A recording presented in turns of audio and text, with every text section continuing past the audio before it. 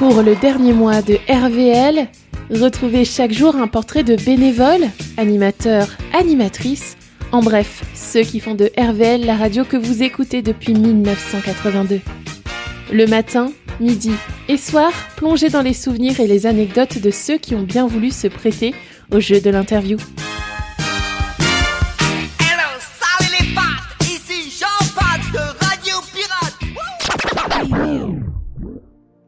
Alors, comme dirait tout le monde, Manu, hein. Emmanuel Renaud, pour être plus précis dans l'état civil, mon poste, il est très simple, il est bénévole. J'ai été pendant un temps faisant partie de l'équipe des permanents. Sinon, toujours bénévole depuis un peu plus de 10 ans au sein de la radio, puisque j'ai débuté au mois d'octobre 2014.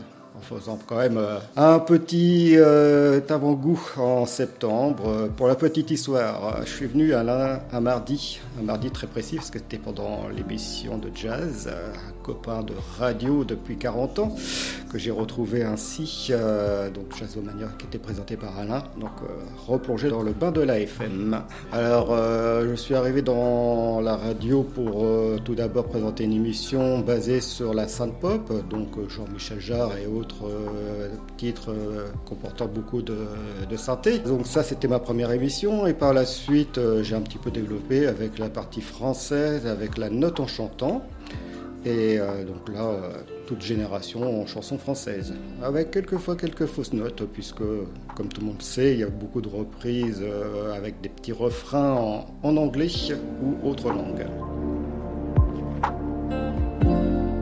RVL, bien sûr, je connaissais depuis quasiment le début, même si à l'époque j'écoutais pas trop parce que j'étais plus basculé au niveau réception vers notre radio qui était à Saint-Martin-du-Manoir, à l'origine à Saint-Laurent-de-Brévedent, dont j'ai participé à un jeu. Donc je joue, je gagne un titre, un vinyle. J'allais dire un CD, mais non, un vinyle, parce que les CD, c'était pas encore là, hein, c'était arrivé 2-3 ans après. Donc ça, c'était en 83, début 83. Donc je vais voir l'animatrice qui m'invite dans les studios. Il m'a fait, ça te ferait plaisir de participer, de faire de la radio? J'ai dit oui. Donc à partir de là, mai 83, j'ai plongé de l'autre côté du poste, c'est-à-dire j'ai tenu le micro. Et j'avoue qu'à l'époque, j'étais pas fier, très timide bien sûr, et j'y suis toujours, mais je ne faisais même pas ma technique. Et pourtant, je suis passionné par ça. Donc, j'arrivais pas à faire ma technique. Donc, j'avais un copain qui poussait les boutons et moi qui causais dans le micro. Voilà pour la petite histoire. Et autre petite histoire, j'attends toujours mon vinyle que j'ai jamais eu.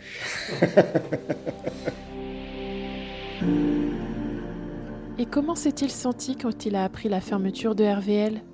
À l'annonce, je m'y attendais déjà depuis quelque temps, puisqu'on le savait, hein, à chaque AG, et ça a été depuis le début que j'avais intégré la radio, il y avait toujours une baisse de budget. Donc à force de baisser les budgets, il y avait une fin annoncée.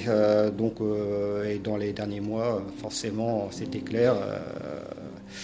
Même si tout le monde n'était pas encore conscient, je connaissais le final de l'arrêt de RVL.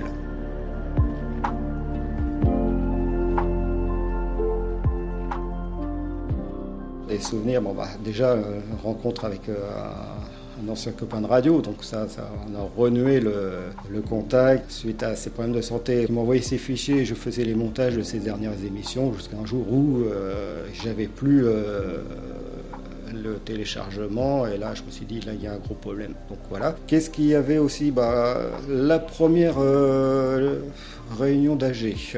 Après il y avait le traditionnel repas et une partie de danse, et il y avait Claude, d'ailleurs ça avait été publié dans le journal.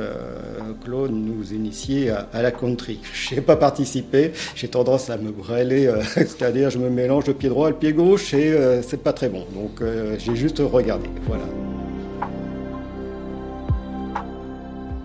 La suite, je l'avais déjà envisagé depuis quelques années. C'est un vieux projet, c'est de faire ma web radio, une déclinaison de Synthétique-Zen, ma première émission. Donc, ça serait appelé RSCZ, c'est-à-dire les initiales de Radio Synthétique-Zen, tout simplement. Synthétique-Zen ne va pas s'arrêter. La note en chantant, je ne sais pas encore, mais je vais certainement continuer à produire mon émission au mois de juillet, août et compagnie.